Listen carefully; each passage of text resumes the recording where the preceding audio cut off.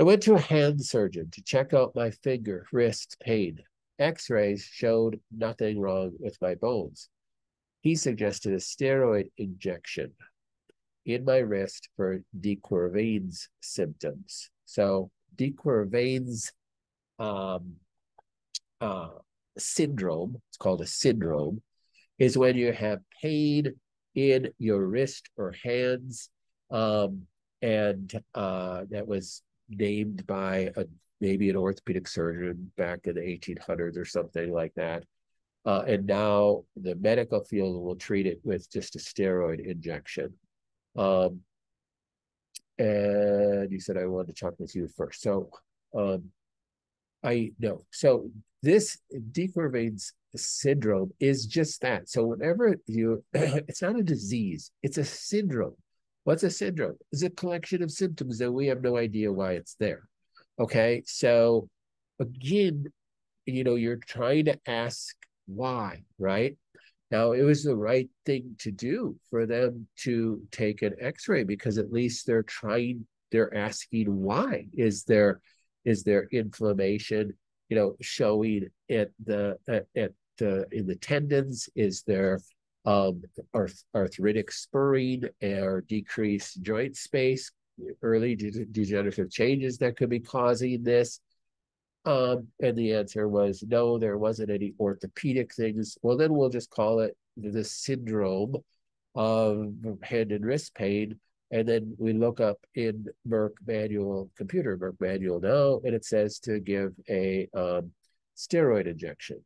Well, again, that's, you stopped asking why. So you sometimes when something comes up, you look at the person's history and you say, could anything that has changed since these symptoms started to appear be responsible for it? And we talked about this already. We talked to Dr. Jen about this, and she said the aromatase inhibitors can cause this, and that is true.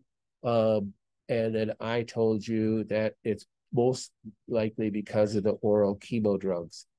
And I would still suggest, because you've been off the aromatase inhibitors and the pain hasn't gone away, that it's more likely to be due to the oral chemo drugs. Because chemo drugs can cause what is called hand and foot syndrome, which is exactly what you have. So, and again, that's a syndrome, meaning the person just has pain. And it's the chemo drugs that have irritated the joint capsules, and it can cause a secondary inflammatory arthritis that is not necessarily present visibly on an X-ray or CT scan or MRI yet. So understand, let's take a step back a little bit. When you have inflammation in a joint, pain in a joint, you ask that question, why? Do I have arthritis? Now, arthritis is arthritis, joint, itis, inflammation. So you have inflammation in the joint, but it is a disease. So there's two different types of arthritic disease. So there's two different types of arthritides. One is a degenerative arthritide, meaning that I hurt my knee in college playing football, and it's progressively, I've been able to live with it, but it's progressively getting worse.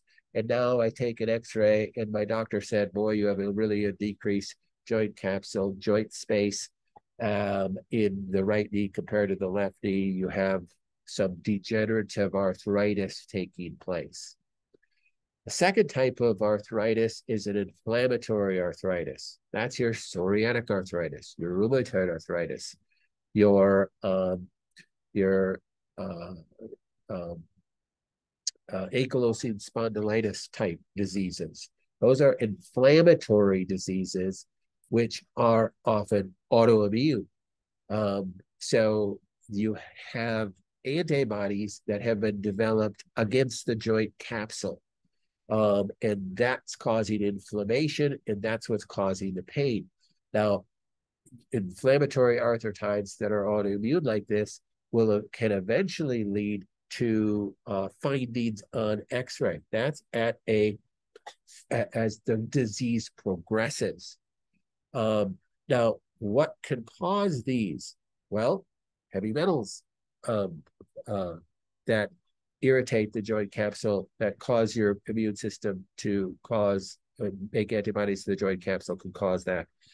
Chemicals, poisons like chemotherapy drugs that settle in the joint capsules. Remember, because in the periphery, the hands and the feet, you have less, blood circulation, and therefore less apt to detoxify poisons that are circulating through your body, and they're going to be more apt to settle in peripheral nerves, causing nerve damage and nerve issues, or in the joint capsules, causing an inflammatory response and symptoms that have been termed hand and foot disease due to chemotherapy. So post-chemotherapy patients can get that, and it has to do with the chemical settling in the joint capsule, causing an inflammatory state. Long-term can cause an inflammatory arthritis, and therefore seen on X-ray maybe 1 to 2 years later as the disease progresses. So how do you treat that? You treat it by detoxifying the chemo drugs as best you possibly can. Well, this person who asked the question is already on a whole bunch of chelators and binders and all this kind of stuff. So you can't, take more of that. You need to just try to, get that out of the tissue. Try to use the sauna. Use hot water baths in your hands. Try to get circulation. It's all in your hands. It's in your feet. You do it in both spots. Try to get more circulation. Try to get that pumping through there as best you can. Okay, my pain is so bad. Can I use a drug? Can I use a steroid? Well, yeah, you can. A steroid will decrease the inflammation and can break that inflammatory cycle a little bit. There can be benefits. I'm not against using drugs if you're understanding what the cause of this is and you're trying to treat the cause at the same time. So using a medication to try to break that cycle, no sense just suffering. God has given us medication to help us prevent it. It would be silly to you're not a sadist or something. Of course, you could use medication to do that. Is it bad, though? That's the question. Is it dangerous as a cancer patient to use a steroid? Let's stop right there. Is it bad for a cancer patient to use a steroid? It depends. So it's very common a person with brain cancer to be put on a steroid because the inflammation in the brain can be very dangerous because you only have so much space for that cancer or inflammation to expand. And then you could damage neural tissue. So it's important to be on a steroid if you have a brain tumor. But if you have pain, let's say you have pain in your spine because of spinal metastasis and you're going on an oral steroid, that can decrease the pain if that's the only thing you can do. But the negatives of an oral steroid is that you are going to have some immune suppression. That's the negatives of an oral steroid.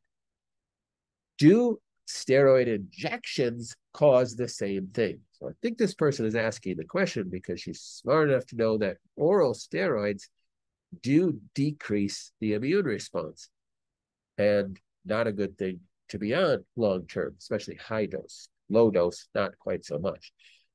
But this is not an oral steroid, a steroid injection. So a steroid injection is going to be a higher dose right to that area. And of course, you're going to absorb it through the rest of the tissue and it's going to circulate through the bloodstream. So you're going to have some systemic effects of it, but it should dissipate pretty quickly since you're only getting one injection and you're not, taking it on a daily basis. So I wouldn't be opposed to it if your pain is at a point where, gosh, I got to do something about this, it's driving me crazy. I'm not opposed to doing that. But also I would exhaust other things too. There's different creams that a person could try. Comfrey cream, some calendula cream might be helpful. Some arnica creams, taking arnica might be helpful. I would try to exhaust those before I did that. But if my pain was like driving me crazy, I'd say I don't think this is going to be a hindrance to the cancer by doing a steroid injection.